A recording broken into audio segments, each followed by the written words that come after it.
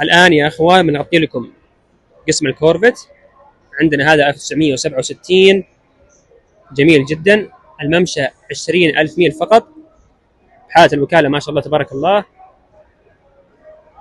عندنا ال 61، هذا الجيل الأول. ذلك ال 57، هذا كسم يا أخوان ما شاء الله عليه، محرك ال LS 5.7 زي ما انتم شايفين. عندنا كذلك ال 54 لونه جدا جميل.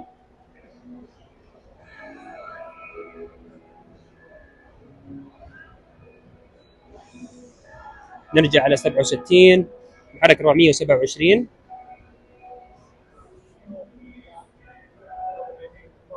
وعندنا هنا ما شاء الله الغني عن التعريف السبليت ويندو 1963، اللون الخارجي الأحمر ولون الداخلي كذلك الأحمر.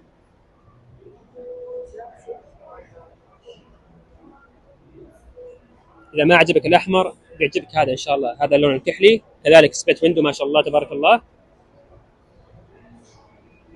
المزاد هذا فيه الأوريجينال، حالة الوكالة، الكاستم والرستومات ما شاء الله.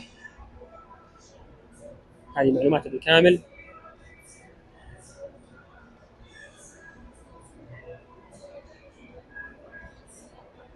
نرجع على الجيل الأول 58،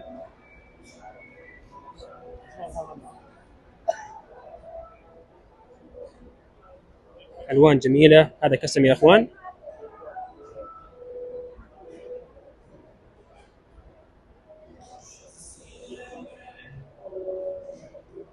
إذا ما عجبك الكسم بيعجبك هذا الأوريجينال ما شاء الله تبارك الله، لونه أحمر داخلية باللون الأسود.